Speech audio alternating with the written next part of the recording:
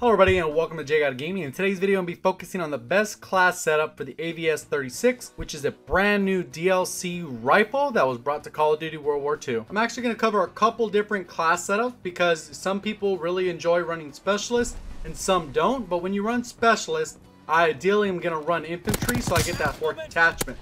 So I'm going to go ahead and break down a couple different class setups that I like, and then hopefully you'll be able to enjoy with this weapon. Then once I've covered the best class setups for this specific weapon, I'm going to go into a gameplay breakdown, which is typically what I like to do on my channel. So if you are new to the channel, what I typically like to do, talk about the best class setup and then go ahead and show off what the weapon can do and give you kind of my thought process and how to use this weapon. Because every weapon, you should be using it differently. Not just run and gun, you're going to use LMG every time you're going to run and gun. Not always the best scenario, so I'm going to teach you, focus on different tips and tricks along the way to help you hopefully improve your gameplay, or at least give you a little bit of insight on how I play the game. So make sure you stick around for that second half of the video because I go on an insane kill streak, probably close to my top 2 or 3 all-time kill streaks. So go ahead and stick around for that. If you're enjoying the video so far, if you think any of that makes sense, go ahead and remember to hit that like button. Go ahead and subscribe if you haven't already. Make sure you got those notifications on so you can stay up to date with my future content, as well as get these tips and tricks, gameplay breakdowns, and all that good stuff. I do have a like goal of 100 likes, so if you can help me out with that, very appreciated. So let's go ahead and get into the first best class setup, which is for specialists with infantry. Since this class setup is using the specialist basic training, I'm going to be using escalation, forage, and a hunker to help get me to that maximum super soldier level. And then basically I'm going to be running infantry, so I get that extra strafing speed right off the bat. Then I'm going to be able to run 4 attachments. The specific attachments I'm going to be using are rapid fire, high caliber, and extended mags. But the extra 4th attachment is completely up to you. Personally, I'd go with the reflex sight, but if you think that maybe you need a little bit more recoil control, you can run a grip. And if you want a little bit faster ADS, you can actually run quick draw, since this weapon doesn't really excel at aiming down sights or its sprint out time in the rifle category. If you guys ever used the FG42 in its original state, when a lot of people thought it was overpowered in the pro scene, the competitive scene, thought it was overpowered in a lot of different ways, it got nerfed to oblivion. This gun feels relatively close and it gives you a little bit bigger magazine size. That one was a 20 magazine or ammo capacity, and then when you run extended mags, it bump you up to 30. This one you're going to get 24, and then with the extended mags, it's going to bump you up to 36. Obviously in this gameplay I don't have the extended mags on, but that's primarily because I hadn't unlocked it yet. I was just playing around with specialists, trying to level it up at the time. But after I completed this, I still want to use this clip just because there are a lot of good feeds that you do get, and you can see I get all the basic trainings unlocked a couple different times in this clip.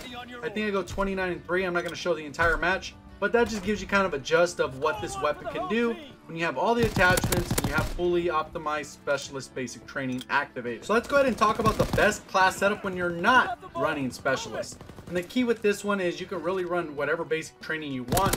My preference is to run Blitzkrieg so I can get those kill streaks, and especially since I really like gridiron, it allows you to get those streaks a lot quicker, get good control of the map, and essentially dominate your opponent. One thing I will point out is this gun is very powerful without any attachments. So I'm going to give you 2 different class setups depending on your playstyle. If you're more the run and gun type, what you're going to want to do is make sure you have quick draw equipped because the ADS is a little slow. The other attachment I'd run with is extended mags and high caliber.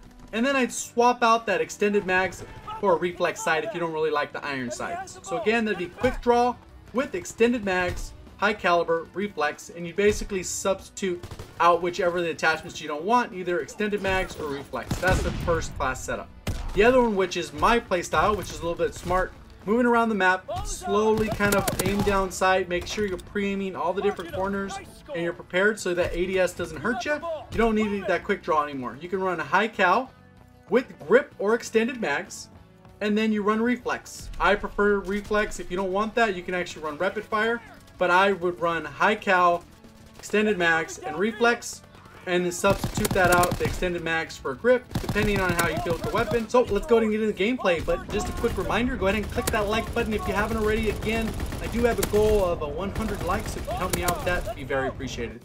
So let's go ahead and get into the breakdown on Flak Tower Gridiron. So you're going to see a couple different interesting things. I was actually playing with my YouTube buddy, Earl's Shatter, which I did a gameplay breakdown not too long ago. And what you're going to see is a lot of times when you play gridiron, sometimes the thing that goes against you is your teammates inevitably want to score the ball non-stop, which is great. especially if the game's close. But when you're up by like 48-0, you definitely want them to slow down a little bit. So there was a point in this match, actually, me and Earl were streaking. One of us died, and then Earl ended up grabbing the ball so he can make sure they didn't score, since I was really close to a V2 streak as well as going on a lot longer streak. So hopefully you're able to stick around and kind of pay attention to what's going on and maybe see some of the things that I'm thinking as I play through the match. Right here initially I came off a spawn and went in, got a kill, and then I ended up dying. I don't die for the rest of this match. So you guys are going to see me go on a really long streak, really playing this left side of the map. I see two teammates there. I'm hoping that those guys aren't going to be able to get through, but I'm really trying to manage middle, kind of peeking left and right. Since I did see a couple teammates in mid, there is a guy on the opposing side that's on our team, but they're really pushing down hard on this left side.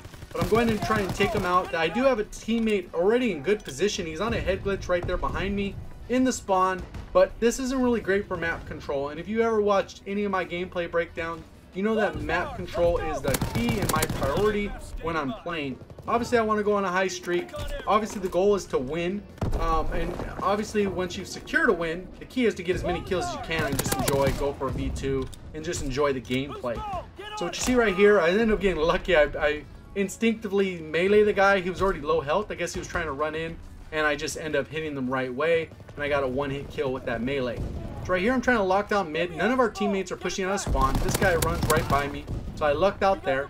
And then there is a guy on the enemy team with the shield, but he doesn't tend to use the shield the right way to actually take advantage or exploit its brokenness with its broken hitbox. So luckily I'm able to take him out, and he doesn't ruin any of my streaks as I'm playing. This is actually one of my first matches playing with this weapon, not the absolute first, but it was within the first match, so I definitely feel like at home with this weapon.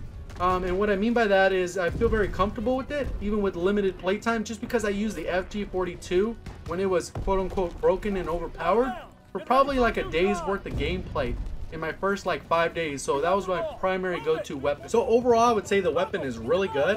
You don't really have to do too much with it. Overall it's a good stock weapon by itself. I'm not really a fan of the iron sights, but I do enjoy its potential to kill if you are very accurate with the weapon, which you'll see. I'm pretty accurate with the weapon. I'm kind of camping this window, but I'm really holding down the mid-map. They haven't scored this entire time. I did cut them off a few times, but that sight line just absolutely destroying them. We joined the match already 1 minute in, and we'd actually been playing against these guys earlier in the day, a couple matches, and there was a couple guys on the enemy team. You'll see the pineapple guy and another guy. They end up leaving right at the beginning of the second half, but they just didn't expect to get all these streaks on. My streaks went just insane. It looks like Earl's kind of patrolling the middle of the map, and I'm right here at this window, kind of offering a choke point. I do want to push up, but you can see my paratroopers are putting in work. I put the firebombing run exactly where I want it, so they can actually spawn in on this right side.